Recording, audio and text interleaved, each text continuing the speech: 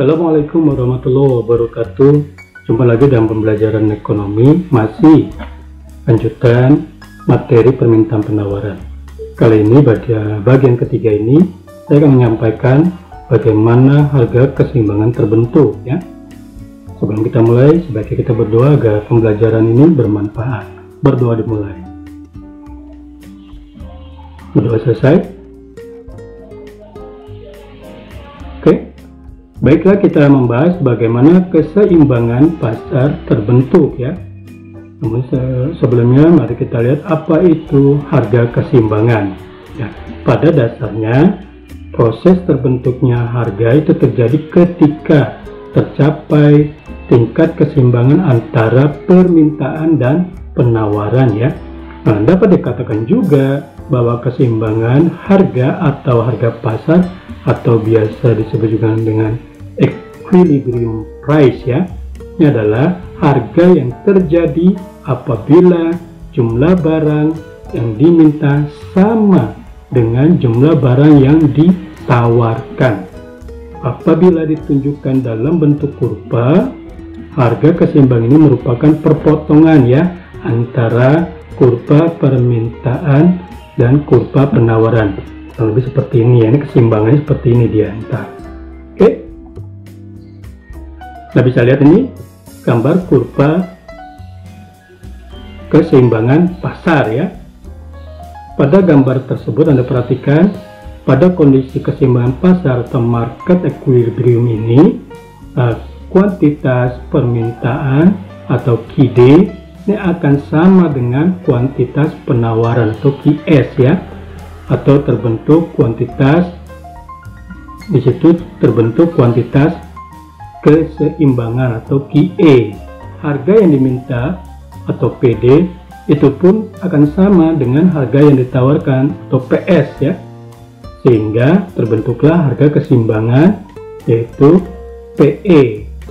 Nah, secara grafik harga keseimbangan ini terjadi pada titik potong antara kurva permintaan dan kurva penawaran di titik E, di titik equilibrium seperti ini, silang gini ya.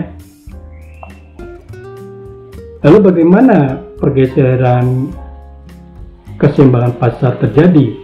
Nah, pergeseran keseimbangan pasar ini jika terdapat perubahan jumlah permintaan dan jumlah penawaran baik bertambah maupun berkurang secara bersama-sama ya, akan dapat diketahui harga keseimbangan yang baru. Nah, perubahan harga keseimbangan yang baru ini disebabkan oleh adanya kekuatan atau faktor-faktor yang ada di pasar ya. Nah, perubahan keseimbangan ini dapat bermanfaat untuk menentukan ya langkah-langkah yang akan diambil dalam pembelian maupun penjualan barang. Untuk itulah perlu diketahui adanya pergeseran kurva keseimbangan pasar. Kemudian perlu juga Anda ketahui apabila terjadi pergeseran kurva keseimbangan pasar ini akan terdapat dua kemungkinan pergeseran kurva keseimbangan, yaitu yang pertama grafik permintaan yang bergeser ke kanan. Saya lihat permintaannya ya bergeser ke kanan ya. Pertama sini bergeser ke kanan. Kemudian grafik penawaran bergeser ke kiri, ya, sebagai berikut. Bisa dilihat gambarnya ya. Dari gambar tersebut, sebelum perubahan kurva permintaan dan penawaran, harga pasar ya itu sebesar OP ya. Kemudian jumlah barangnya itu sebesar OQ, sehingga keseimbangan pasar itu di titik E. Oke, perubahan kurva permintaan ke kanan dari titik D ke, ya, D ke D1 ini ya, harga pasar itu sebesar OP2. Ini P2 nya di sini ya, P2 nya ini. Kemudian jumlah barangnya sebesar Q3, Q3 di sini, sehingga keseimbangan itu terbentuk di titik E2. Oke, sini ya, keseimbangan baru di sini dia. Lalu bagaimana perubahan kurva penawaran bergeser ke kiri ya, dari S ke S1, dari S ke S1 ini ya, bergeser ke kiri. Nih, harga pada kurva ini, pada harga pasar setinggi OP1 sini ya. Kemudian atau harga itu naik dari P ke P1 ya. Lalu jumlah barangnya itu OQ1 ini, yaitu jumlah barangnya turun dari Q ke Q1, sehingga keseimbangan pasar itu terjadi di E1 di sini, ini E1-nya ya. Jadi seperti itu. Nah, jika kurva permintaan dan penawaran itu mengalami perubahan bersamaan ya, atau semuanya, maka harga pasar itu setinggi OP3. OP3 ini sini P3-nya, sedangkan jumlah barangnya itu Q2 sini ya, Q2-nya, dan keseimbangan pasar itu terjadi di E3 di sini, E3. Oke, itu pergeseran bagaimana grafik permintaan yang bergeser ke kanan ya, dan grafik penawaran bergeser ke kiri, sehingga di situ akan terjadi berbagai keseimbangan pasar yang baru ya. Yang berikutnya, bagaimana grafik permintaan bergeser ke kiri, ke bawah ya, dan grafik penawaran yang bergeser ke kanan, gitu ya. Kita lihat ini, sebelum perubahan permintaan dan penawaran, harga sama seperti tadi, besar OP ya, dan jumlah barangnya sebesar OQ, sehingga keseimbangan pasar di titik E. Keseimbangannya di sini ya, Anda perhatikan sini titik E, keseimbangannya di sini. Kemudian Anda perhatikan ketika perubahan kurva permintaan ke kiri dari D1 sini ya. Nah, harga pasar setinggi OP2 ya, OP2 di sini, OP2 ini, OP2, sehingga lalu jumlah barangnya itu sebesar OQ1 sini ya, atau jumlah barangnya itu turun, tadi harganya turun dari P ke P2, lalu jumlah barangnya juga turun dari Q ke Q1, Q ke Q1 ya. Nah, keseimbangan pasar itu terjadi di E1 ya, equilibrium sini, di sini ya, keseimbangan pasar yang baru. Kalau kurvanya bergeser dari D1 ke D2, lalu kurva penawaran bergeser dari S ke S1. Anda perhatikan dari S ke S1 ya. Maka di sini harga pasar setinggi OP1, OP1 di sini ya. Lalu ini berarti harga itu turun dari P ke P1 ya.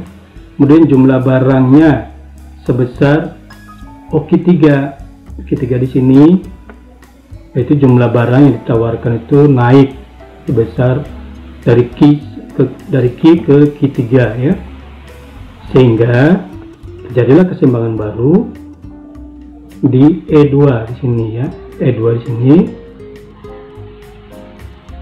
Oke. Nah, jika kurva permintaan dan penawaran itu mengalami perubahan semua ya, maka harga pasar setinggi OP3 sini, dan jumlah barang sebesar OQ2 sini ya, sehingga keseimbangan pasar terbentuknya di E3 di sini. Jadi itulah pergeseran permintaan dan penawaran dalam keseimbangan pasar ya. Yang berikutnya, bagaimana menghitung harga dan output keseimbangan. Keseimbangan pasar adalah harga yang terjadi apabila jumlah barang yang diminta sama dengan jumlah barang yang ditawarkan. Sementara itu, untuk menentukan harga dan jumlah barang pada keseimbangan dilakukan dengan menentukan titik potong, grafik ya, fungsi permintaan dan grafik fungsi penawaran. Rumusnya sebagai berikut. Rumus keseimbangan pasar dapat ditulis QD sama dengan QS atau PD sama dengan PS. QD itu adalah jumlah barang yang diminta, Q untuk permintaan ya, QS itu jumlah barang yang ditawarkan, untuk Q untuk fungsi penawaran, harga yang diminta, kemudian PS itu harga yang ditawarkan. Oke, mari kita lihat contoh bagaimana menghitung harga dan output keseimbangan ya. Anda perhatikan ini dengan mengambil contoh dari fungsi permintaan dan penawaran, maka sudah diketahui fungsi permintaannya itu adalah P sama dengan min 40Q ditambah 1000 atau Q sama dengan min 0,025P ditambah 25 ya. Sedangkan fungsi penawarannya adalah P sama dengan 10Q ditambah 100 atau Q sama dengan 0,1P dikurangi 10.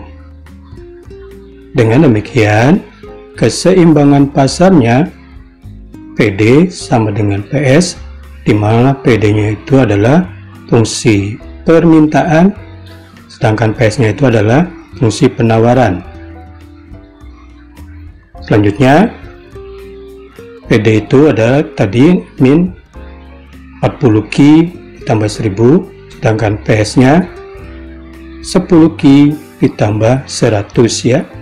Selanjutnya kita gabungkan Q-nya dulu ya. Dengan demikian 10Q ditambah 40Q sama dengan 1000 dikurangi 100 ya. Selanjutnya 50Q sama dengan 900, maka besarnya Q adalah 900 dibagi 50 sama dengan 18.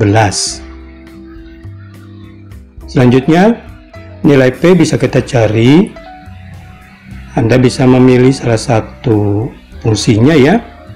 Misalnya kita pakai fungsi permintaan P sama dengan min 40Q ditambah 1000, di mana Q-nya adalah 18, maka P sama dengan min 40 dalam kurung 18 ditambah 1000. Selanjutnya P sama dengan min 720 ditambah 1000, sehingga P sama dengan 280. Jadi titik keseimbangan pasar biasa dinotasikan QP ya, itu Q-nya 18, P-nya 280. Oke, itu titik keseimbangannya. Bisa dilihat sebesar Q-nya 18, P-nya 280, sehingga kurva keseimbangannya kita bisa buatkan sebagai berikut.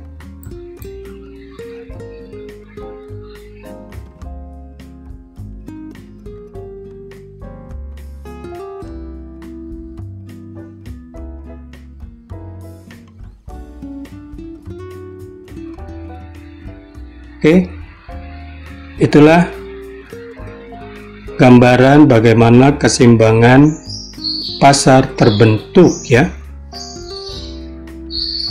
Dari saya itu saja dulu. Terima kasih atas perhatiannya. Saya akhiri. Wassalamualaikum warahmatullahi wabarakatuh.